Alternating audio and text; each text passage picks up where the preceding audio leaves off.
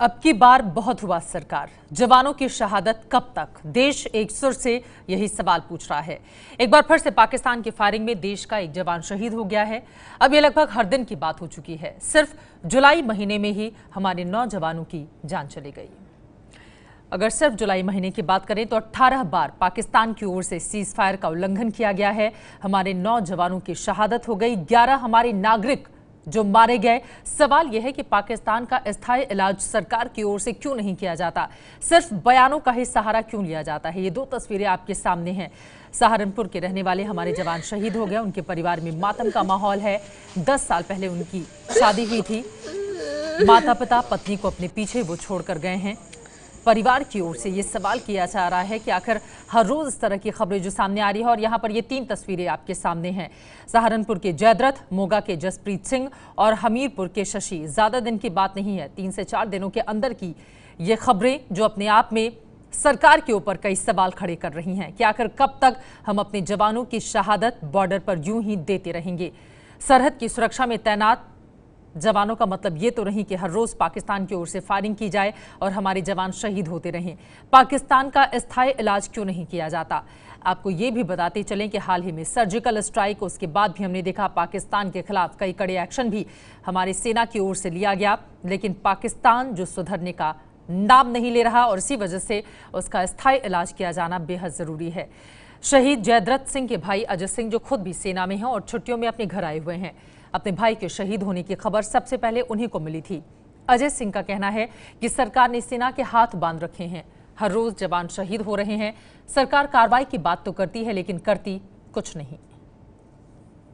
अभी क्या बताए, मोदी सरकार एक बार बोल रहे थे सही,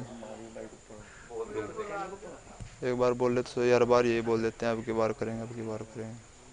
कुछ नहीं होने जा रहा। इंतजार है सैनिकों का बहुत ज़्यादा है। एक बार बोले तो सही, सीधा दे देने, पत्थरबाजी करते हैं बहुत ज़्यादा कश्मीर में। क्या है ये रोजाना सीधा गोली मारने का आदेश देना, जो पत्थर उठा इसका गोली ठोक दो, वो भी दुश्मनी है। वही क्या है, दोस्त थोड़े ही ना है। वो पत्थरबाज करते हैं जो, क्या है वो दुश्मनी है। हाथ बंधे महसूस करते, बंदे ही महसूस है जब गोली मारने का आदेश नहीं आता। ऊपर से आदेश देते हैं, नीचे बंद हो जाते हैं आगे। शहीद के परिवार की सुनो सरकार। शहीद जयद्रथ के चाचा का कहना है कि वो टीवी पर तकरीबन हर दिन जवानों की शहादत की खबर देखते थे। उन्हें इस बात का अंदाजा नहीं था कि एक दिन उनके भी घर इसी तरह से शहादत की खबर सामने आएगी। भाई हम तो रोज टेलीविजन में देखे हैं, आज इतने शहीद हुए, आज इतने शहीद हुए, कुछ इब लग निष्कर्ष तो लिख नहीं है। इब हमें तो इतना पता है मारा मर गया, इब हमें दिखा क्या नाम मौत क्या हो। अन्य हम भी टेलीविजन में देख कर कह देते वहाँ के मर के 2 अन्य, जिसका मरा पता तो उसका ही लगा, जिसकी छाती का लाल जा।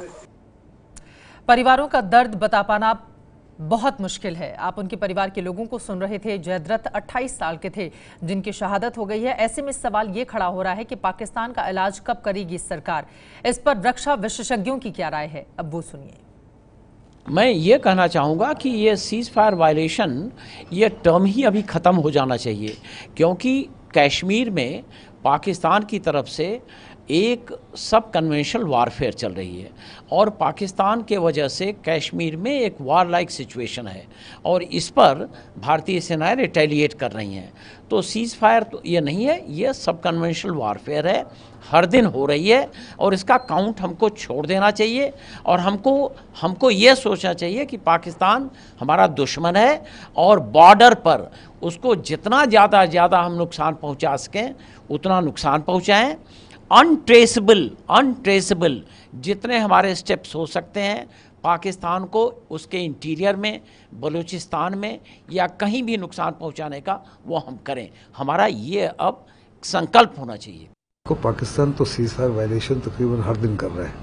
किसी दिन तो पिछले हफ्ते में एक ही दिन में 3 भरी हुई है।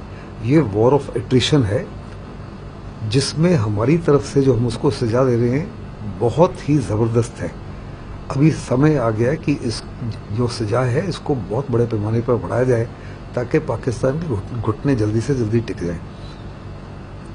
पाकिस्तान की इकोनॉमी जो है इसको सस्टेन नहीं कर सकती थी। साफ तौर पे जाहिर है कि ये जो उसको बहुत बड़े पैमाने पर असला मिल रहा है या फंडिंग की आवश्यकता है, चाइना उसके पीछे खड़ा है और महबूबा मुफ्ती का कुछ दिन पहले कहना कि चाइना की इंटरफेरेंस है, ये साफ तौर पर नजर आ रही है कि चाइना ही पाकिस्तान को एग ऑन कर रहा है इस माफी की कार्रवाई करने के लिए।